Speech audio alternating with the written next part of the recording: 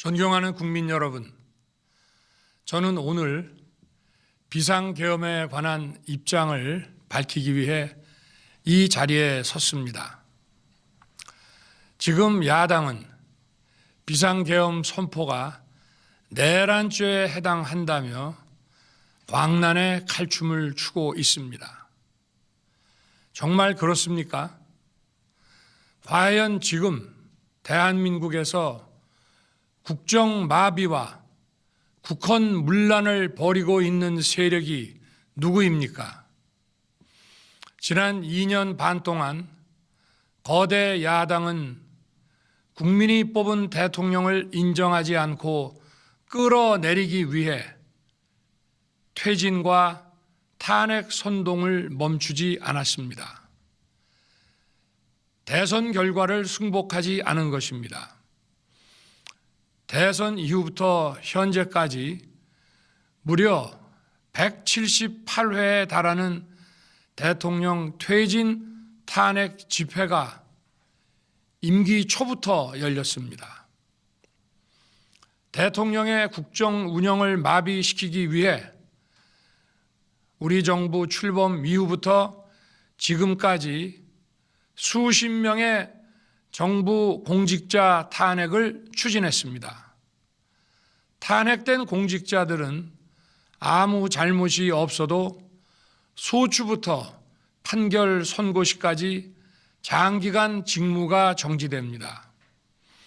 탄핵이 발의되고 소추가 이루어지기 전 많은 공직자들이 자진 사퇴하기도 하였습니다.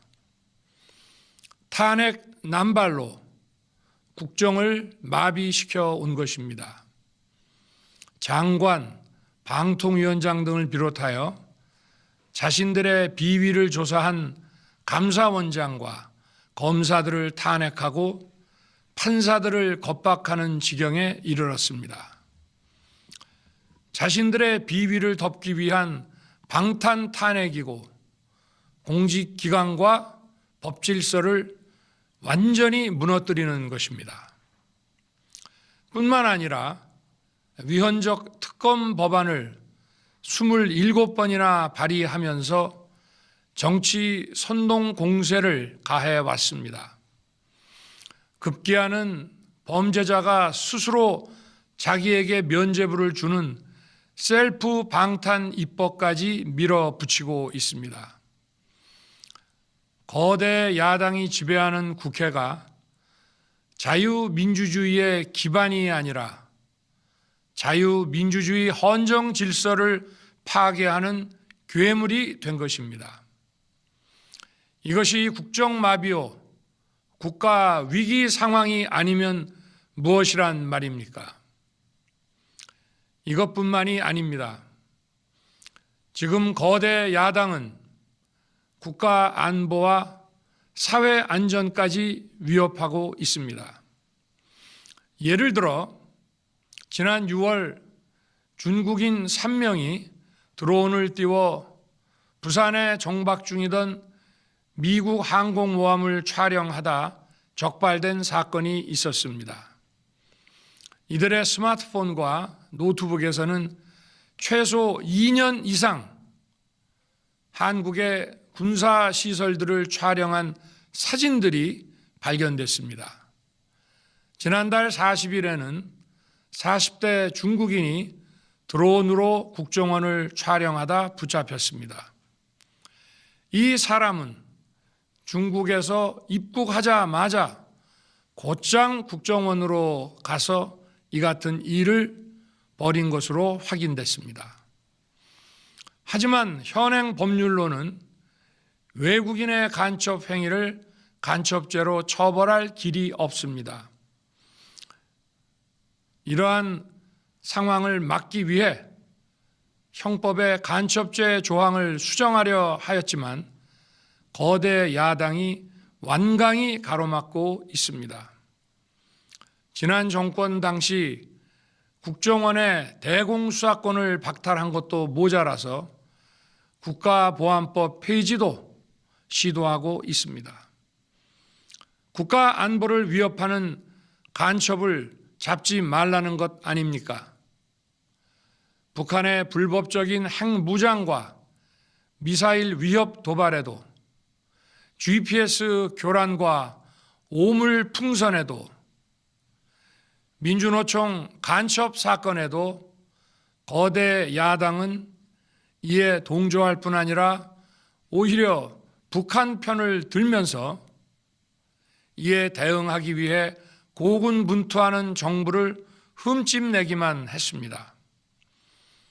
북한의 불법 핵 개발에 따른 유엔 대북 제재도 먼저 풀어야 한다고 주장합니다.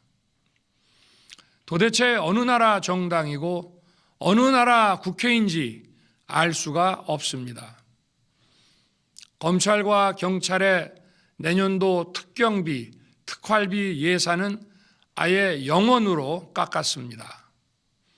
금융 사기 사건, 사회적 약자 대상 범죄, 마약 수사 등 민생 침해 사건 수사, 그리고 대공 수사에 쓰이는 기묘한 예산입니다. 마약, 딥페이크 범죄 대응 예산까지도 대폭 삭감했습니다. 자신들을 향한 수사 방해를 넘어 마약 수사, 조폭 수사와 같은 민생 사범 수사까지 가로막는 것입니다. 대한민국을 간첩 천국, 마약 소굴, 조폭 나라로 만들겠다는 것 아닙니까? 이런 사람들이야말로 나라를 망치려는 반국가 세력 아닙니까? 그래놓고 자신들의 특권을 유지하기 위한 국회 예산은 오히려 늘렸습니다. 경제도 위기 비상 상황입니다. 거대 야당은 대한민국의 성장 동력까지 꺼뜨리려고 하고 있습니다. 민주당이 삭감한 내년 예산 내역을 보면 잘 알 수 있습니다. 원전 생태계 지원 예산을 삭감하고 체코 원전 수출 지원 예산은 무려 90%를 깎아버렸습니다. 차세대 원전 개발 관련 예산은 거의 전액을 삭감했습니다. 기초과학연구, 양자, 반도체, 바이오 등 미래 성장 동력 예산도 대폭 삭감했습니다. 동해가스전 시추 예산, 이른바 대왕고래 사업 예산도 사실상 전액 삭감했습니다. 청년 일자리 지원 사업, 취약계층 아동 자산 형성 지원 사업, 아이들 돌봄 수당까지 손을 댔습니다. 산업 생태계 조성을 위한 혁신 성장 펀드, 강소기업 육성 예산도 삭감했습니다. 재해 대책 예비비는 무려 1조 원을 삭감하고 팬데믹 대비를 위한 백신 개발과 관련 R&D 예산도 깎았습니다. 이처럼 지금 대한민국은 거대 야당의 의회 독재와 폭거로 국정이 마비되고 사회 질서가 교란되어 행정과 사법의 정상적인 수행이 불가능한 상황입니다. 국민 여러분, 여기까지는 국민 여러분께서도 많이 아시고 계실 것입니다. 하지만 제가 비상계엄이라는 엄중한 결단을 내리기까지 그동안 직접 차마 밝히지 못했던 더 심각한 일들이 많이 있습니다. 작년 하반기 선거관리위원회를 비롯한 헌법기관들과 정부 기관에 대해 북한의 해킹 공격이 있었습니다. 국가정보원이 이를 발견하고 정보 유출과 전산 시스템 안전성을 점검하고자 했습니다. 다른 모든 기관들은 자신들의 참관하에 국정원이 점검하는 것에 동의하여 시스템 점검이 진행되었습니다. 그러나 선거관리위원회는 헌법기관임을 내세우며 완강히 거부하였습니다. 그러다가 선관위의 대규모 채용 부정 사건이 터져 감사와 수사를 받게 되자 국정원의 점검을 받겠다고 한 발 물러섰습니다. 그렇지만 전체 시스템 장비의 아주 일부분만 점검에 응하였고 나머지는 불응했습니다. 시스템 장비 일부분만 점검했지만 상황은 심각했습니다. 국정원 직원이 해커로서 해킹을 시도하자 얼마든지 데이터 조작이 가능하였고 방화벽도 사실상 없는 것이나 마찬가지였습니다. 비밀번호도 아주 단순하여 1, 2, 3, 4, 5 같은 식이었습니다. 시스템 보안관리 회사도 아주 작은 규모의 전문성이 매우 부족한 회사였습니다. 저는 당시 대통령으로서 국정원의 보고를 받고 충격에 빠졌습니다. 민주주의 핵심인 선거를 관리하는 전산 시스템이 이렇게 엉터리인데 어떻게 국민들이 선거 결과를 신뢰할 수 있겠습니까? 선관위도 국정원의 보안 점검 과정에 입회하여 지켜보았지만 자신들이 직접 데이터를 조작한 일이 없다는 변명만 되풀이할 뿐이었습니다. 선관위는 헌법기관이고 사법부 관계자들이 위원으로 있어 영장에 의한 압수수색이나 강제 수사가 사실상 불가능합니다. 스스로 협조하지 않으면 진상규명이 불가능합니다. 지난 24년 4월 총선을 앞두고도 문제 있는 부분에 대한 개선을 요구했지만 제대로 개선되었는지는 알 수 없습니다. 그래서 저는 이번에 국방장관에게 선관위 전산 시스템을 점검하도록 지시한 것입니다. 최근 거대 야당 민주당이 자신들의 비리를 수사하고 감사하는 서울중앙지검장과 검사들, 헌법기관인 감사원장을 탄핵하겠다고 하였을 때 저는 이제 더 이상은 그냥 지켜볼 수만 없다고 판단했습니다. 뭐라도 해야 되겠다고 생각했습니다. 이들은 이제 곧 사법부에도 탄핵의 칼을 들이댈 것이 분명했습니다. 저는 비상계엄령 발동을 생각하게 되었습니다.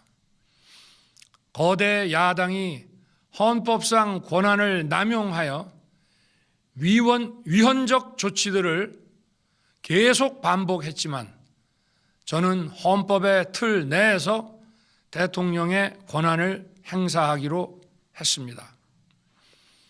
현재의 망국적 국정마비 상황을 사회 교란으로 인한 행정사법의 국가기능 붕괴 상태로 판단하여 계엄령을 발동하되 그 목적은 국민들에게 거대 야당의 반국가적 폐악을 알려 이를 멈추도록 경고하는 것이었습니다. 그럼으로써 자유민주주의 헌정 질서의 붕괴를 막고 국가 기능을 정상화하고자 하였습니다. 사실 12월 4일 계엄 해제 이후 민주당에서 감사원장과 서울중앙지검장 등에 대한 탄핵안을 보류하겠다고 발표하여 짧은 시간의 계엄을 통한 메시지가 일정 부분 효과가 있었다고 생각했습니다. 그러나 이틀 후 보류하겠다던 탄핵 소추를 그냥 해버렸습니다. 비상계엄의 명분을 없애겠다는 뜻이었습니다. 애당초 저는 국방장관에게 과거의 계엄과는 달리 계엄의 형식을 빌려 작금의 위기 상황을 국민들께 알리고 호소하는 비상조치를 하겠다고 했습니다. 그래서 질서 유지에 필요한 소수의 병력만 투입하고 실무장은 하지 말고 국회의 계엄 해제 의결이 있으면 바로 병력을 철수시킬 것이라고 했습니다. 실제로 국회의 계엄 해제 의결이 있자 국방부 청사에 있던 국방장관을 제 사무실로 오게 하여 즉각적인 병력 철수를 지시하였습니다. 제가 대통령으로서 발령한 이번 비상조치는 대한민국의 헌정 질서와 국헌을 망가뜨리려는 것이 아니라 국민들에게 망국의 위기 상황을 알려드려 헌정 질서와 국헌을 지키고 회복하기 위한 것입니다. 소규모이지만 병력을 국회에 투입한 이유도 거대 야당의 망국적 행태를 상징적으로 알리고 계엄 선포 방송을 본 국회 관계자와 시민들이 대거 몰릴 것을 대비하여 질서 유지를 하기 위한 것이지 국회를 해산시키거나 기능을 마비시키려는 것이 아님은 자명합니다. 300명 미만의 실무장하지 않은 병력으로 그 넓디 넓은 국회 공간을 상당 기간 장악할 수 없는 것입니다. 과거와 같은 계엄을 하려면 수만 명의 병력이 필요하고 광범위한 사전 논의와 준비가 필요하지만 저는 국방장관에게 계엄령 발령 담화 방송으로 국민들께 알린 이후에 병력을 이동시키라고 지시했습니다. 그래서 10시 30분 담화 방송을 하고 병력 투입도 11시 30분에서 12시 조금 넘어서 이루어졌으며 1시 조금 넘어 국회의 계엄 해제 결의가 있자 즉각 군 철수를 지시하였습니다. 결국 병력이 투입된 시간은 한두 시간 정도에 불과합니다. 만일 국회 기능을 마비시키려 했다면 평일이 아닌 주말을 기해서 계엄을 발동했을 것입니다. 국회 건물에 대한 단전 단수 조치부터 취했을 것이고 방송 송출도 제한했을 것입니다. 그러나 그 어느 것도 하지 않았습니다. 국회에서 정상적으로 심의가 이루어졌고 방송을 통해 온 국민이 국회 상황을 지켜보았습니다. 자유민주 헌정 질서를 회복하고 수호하기 위해 국민들께 망국적 상황을 호소하는 불가피한 비상조치를 했지만 사상자가 발생하지 않도록 안전사고 방지에 만전을 기하도록 하였고 사병이 아닌 부사관 이상 정예 병력만 이동시키도록 한 것입니다. 저는 이번 비상계엄을 준비하면서 오로지 국방장관하고만 논의하였고 대통령실과 내각 일부 인사에게 선포 직전 국무회의에서 알렸습니다. 각자의 담당 업무 관점에서 우려되는 반대 의견 개진도 많았습니다. 저는 국정 전반을 보는 대통령의 입장에서 현 상황에서 이런 조치가 불가피하다고 설명했습니다. 군 관계자들은 모두 대통령의 비상계엄 발표 이후 병력 이동 지시를 따른 것이니만큼 이들에게는 전혀 잘못이 없습니다. 그리고 분명히 말씀드리지만 저는 국회 관계자의 국회 출입을 막지 않도록 하였고, 그래서 국회의원과 엄청나게 많은 인파가 국회 마당과 본관, 본회의장으로 들어갔고 계엄 해제 안건 심의도 진행된 것입니다. 그런데도 어떻게든 내란죄를 만들어 대통령을 끌어내리기 위해 수많은 허위 선동을 만들어내고 있습니다. 도대체 2시간짜리 내란이라는 것이 있습니까? 질서 유지를 위해 소수의 병력을 잠시 투입한 것이 폭동이란 말입니까? 거대 야당이 거짓 선동으로 탄핵을 서두르는 이유가 무엇이겠습니까? 단 하나입니다. 거대 야당 대표의 유죄 선고가 임박하자 대통령의 탄핵을 통해 이를 회피하고 조기 대선을 치르려는 것입니다.